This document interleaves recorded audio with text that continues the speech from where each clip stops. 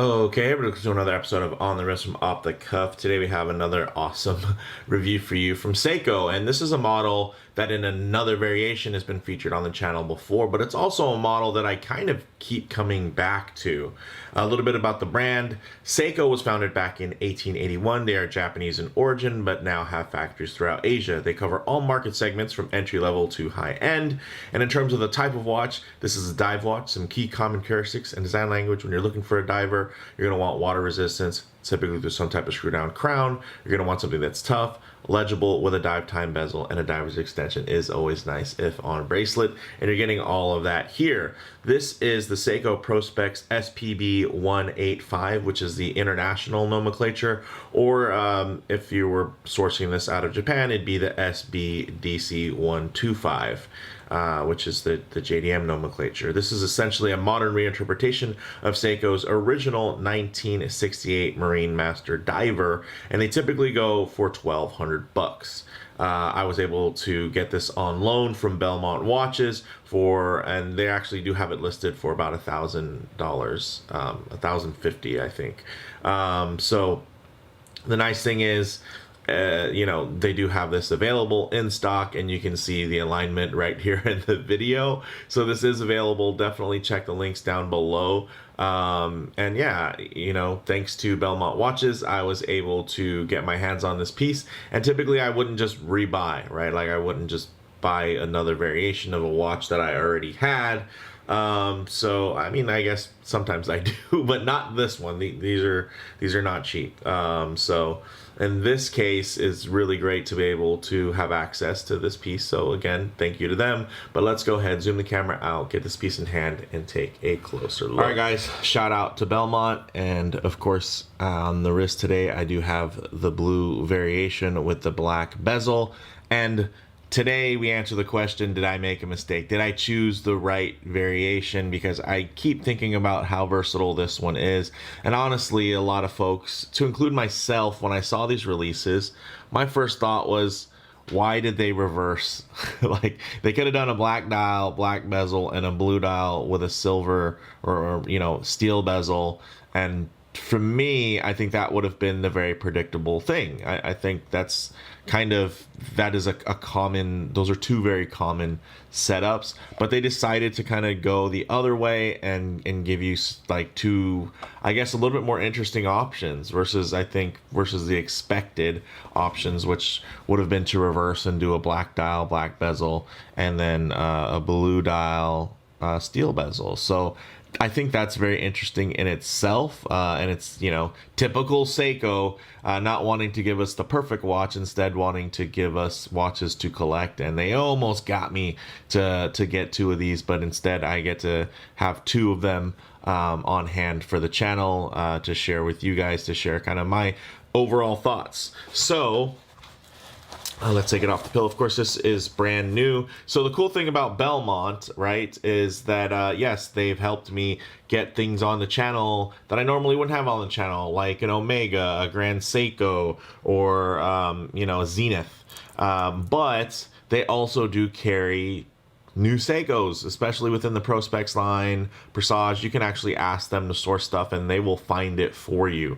So I think that's great. And I did want to share that aspect of their shop with you guys, is that, yeah, they do also have stuff that isn't completely, on the hype wagon or used or vintage.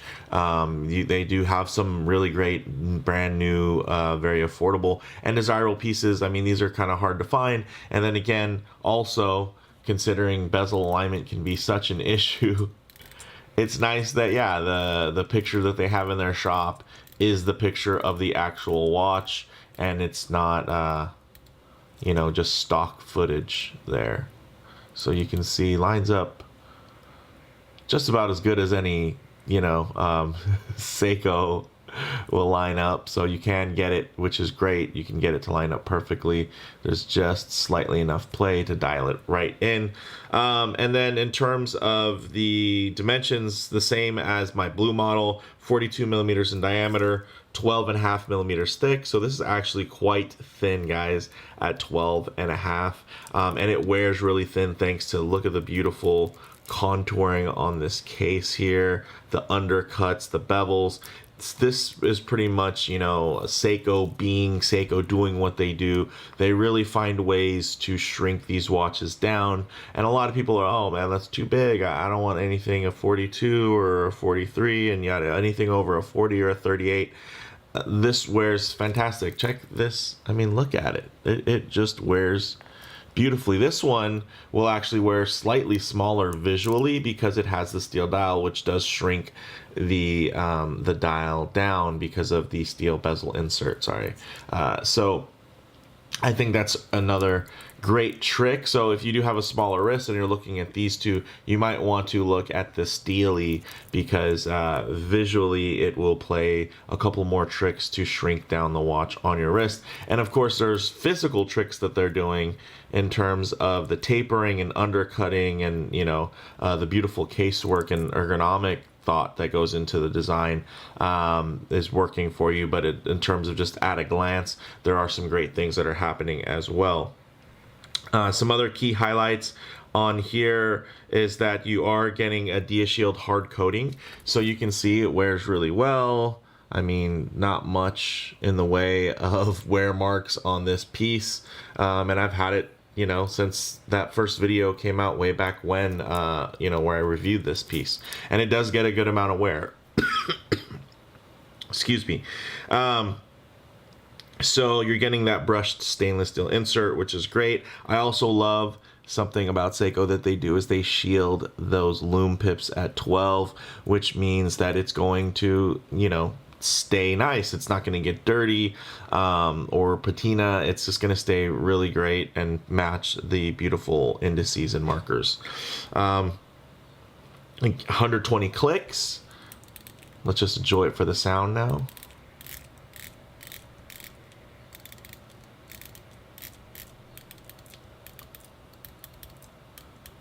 Very nice, dials in great.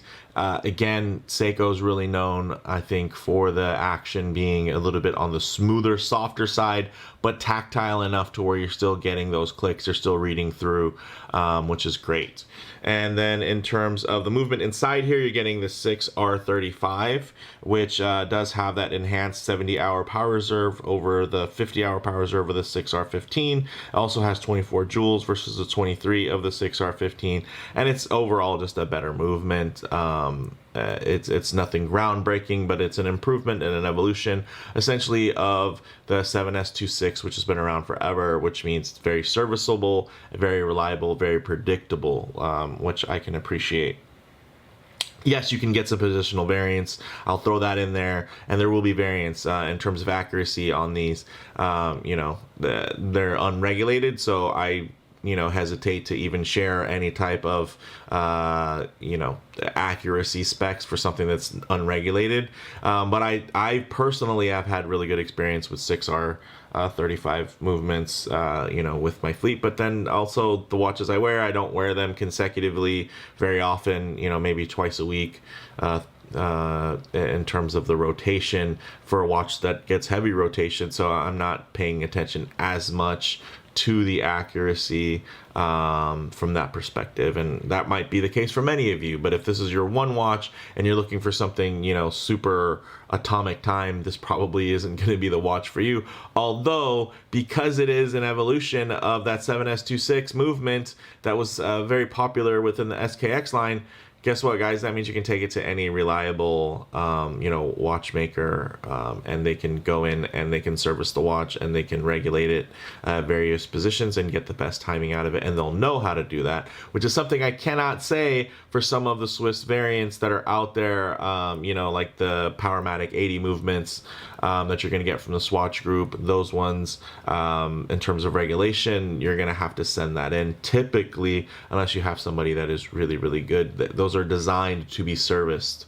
in-house, versus here a little bit more versatile. You can go ahead and take these to get serviced or regulated really by any competent watch shop. So getting into the dial, you do have those raised indices. It's a matte black dial, which is a little bit different here. You're getting the sunray, still more of a matted overall finish, but the sunray dial versus here the true matte black, which when it catches the light, as you can see, it's going to pick up more kind of anthracite grays, which a lot of people will really like. Or, you know, if you wanted something deep, glossy, inky black, this might not be the dial for you. You do also have the controversial indice that's offset to stay within ISO compliance, because they did update the ISO standards. So this is something that Seiko's doing now, is they're making sure that they do have the loom at the 3 o'clock, which means there's a lot of date windows that have been shifting off of various models, and if they're not shifting, then those indices are scooting over. So some of you might not like visually that takes the indice off track as compared to the rest of the indices. I don't mind it at all. I think it's fine. I've learned to just kind of live with it here with my blue model. It's not hurting anything, and at night it does help in terms of legibility. You know, other than that, guys, 200 meters water resistance. Again, it is meeting, it does have the divers 200 meters on the dial, which means that it does meet or exceed the ISO standards to carry that text, which is great. You're getting drilled lugs, 20 millimeter lug width, a great bracelet, as you can see, which we'll get into. But yeah, I guess we can see. Move on to the next segment. Well, I don't know. Normally I would cut and say, let's see how it wears, but you guys can see here, this is how it wears. It wears great. Check out the angles on there, the undercutting. Let's just breathe it in. So we're gonna we're gonna call an audible. I'm not gonna cut away. I'm just gonna roll right into the wrist shots here. So as you can see, very nice, lays very, very flat, and again, relatively thin mid case, and it gets even thinner because of that working that they've done with the case, with the undercutting, with those beautiful bevels on there. It just does a lot of work to visually slim this down. I mean, when it comes to a very beefy, capable diver that is actually slim, this is your number one choice from Seiko until that Slim Turtle, which is ready to be released later this month, comes out, which is going to be slightly thinner, but I mean, not by much, but still thinner. But this one is just you get a certain other aspect of it, which is it feels ultra flat because of the diameter, because it's a 42 millimeter watch and it's on the thinner side, so it's going to lay a little bit flatter. It's going to have this low slung center of gravity versus something that's going to be, let's say if it was a smaller diameter and a 39 and it was the same thickness, it just wouldn't it wouldn't spread itself quite as nicely. When you think about something like a Lamborghini, very low and wide, right? So similar here in terms of the way it's going to wear on the wrist. Very sporty, low slung, very wide track on there, and just really handsome. And you can see the variation here is, instead of having all kind of this visual busyness with the white indicators on the bezel insert, here you're getting the negative, you're getting the black indicators there, which do tend to fade and disappear. So ultimately probably less legible at a glance, but I wouldn't say it's not legible or the things disappear. It's really low contrast. It's just a different look and a different take. You can see here extremely legible as you get reflections on there, but then when you're getting here, it can kind of fade, which is what a lot of people like about these types of steel inserts, is they almost make it feel like it's a bezel, it's a dive bezel-less design, and it can just be more centric to a classic steel sports watch. So I think that's also very nice, but let's go ahead and get the loom shots going and closing thoughts. All right, let's go ahead and hit the lights here. As you can see, beautiful loom, just like you would expect. Very bright, stands up just the way you would think, and very much in tune with my previous blue model review from my personal collection. But one thing I like to get going here is some low light transition, because you're not always going to be out in the middle of a field enjoying direct sunlight. A lot of times you're going to be coming in and out of a building walking underneath overhangs. Whoa, look at that secret surprise. There is just a hint of a sunray pattern underneath that matte black dial. Wow, I would have never noticed that. Whoa, very, wow, very surprising. That was not planned, folks. You know, this is an unworn watch, so I haven't worn it outdoors, out in the daylight. Wow, this was just, you know, more of a, hey, here's a variant.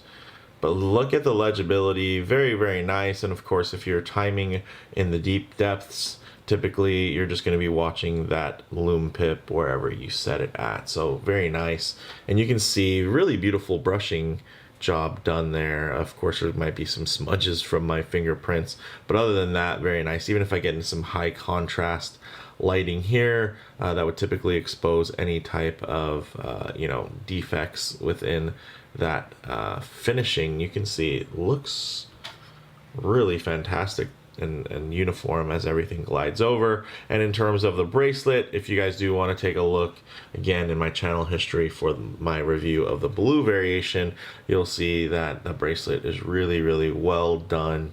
I can appreciate the level of fit and finish and kind of the, you know, up market value that they have added. Apart, you know, from the price tag, they did add some value because this bracelet is, you know, is definitely on the nicer end of things. And you can see that 3 o'clock indice, although a little bit offset, does add a little nice you know, point of reference there. Additionally, I'm actually really keen on this almost like deep kind of coffee little sunray effect there that we got. Look at that. That is cool. That I would have never seen that.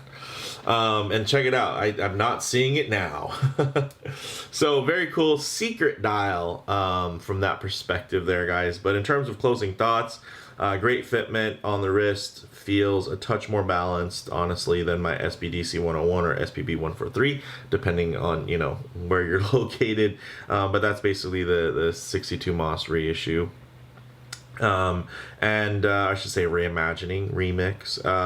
And I think it's definitely better balanced than the normal Marine Master 300 because it does have a thinner case and thicker links, right? So you're getting, with the actual Marine Master 300, you're getting a bigger, thicker watch that actually has thinner links and a thinner you know, overall layout, which is wild. And they're kind of longer, extended links. So the ergonomics of that watch is something that's kept me off of it in the past. I think the design is beautiful, but I think overall the proportions and the ergonomics of it, they just they don't entice me enough to step into that realm for that price point.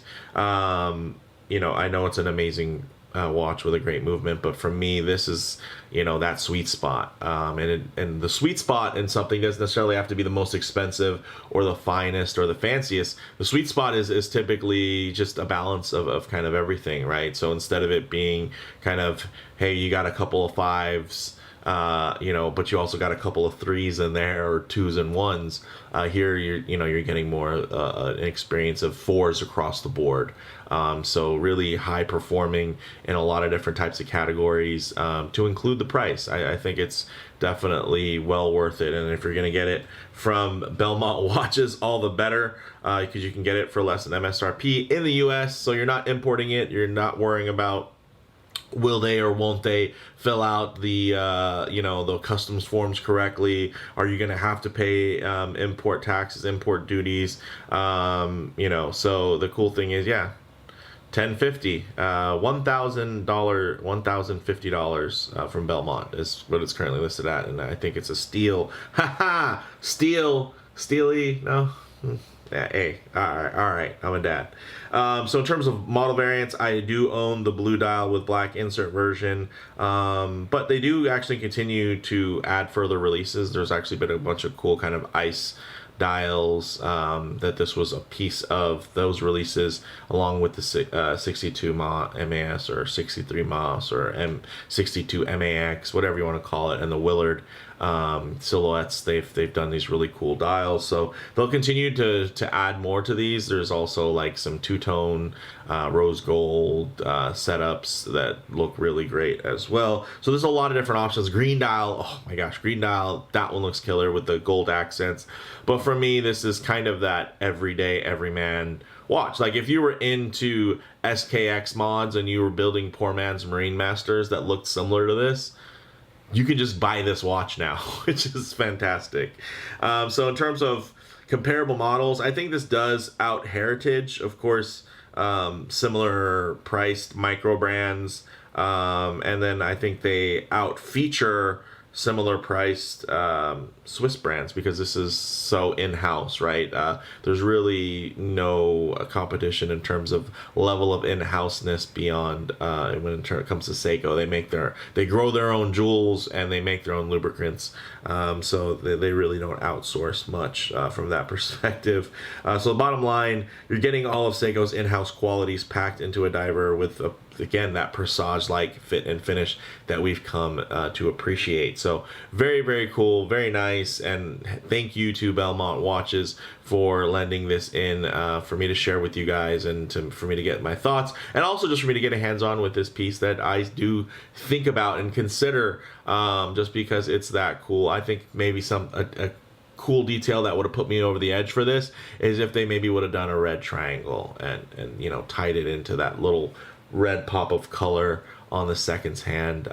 Maybe that could have put me over on it, but as it stands, this is a great piece, and I think it's very, very versatile, and I think a lot of people will enjoy this, and I think a lot of people do. I've definitely seen this piece. It's one of the things that draws me back to it, is I keep seeing other people wearing it and posting it on Instagram. So with that said, let me know what you guys think in the comments below. If you like the video, please do hit like, and if you haven't already, please subscribe for more content just like this. Thanks, guys.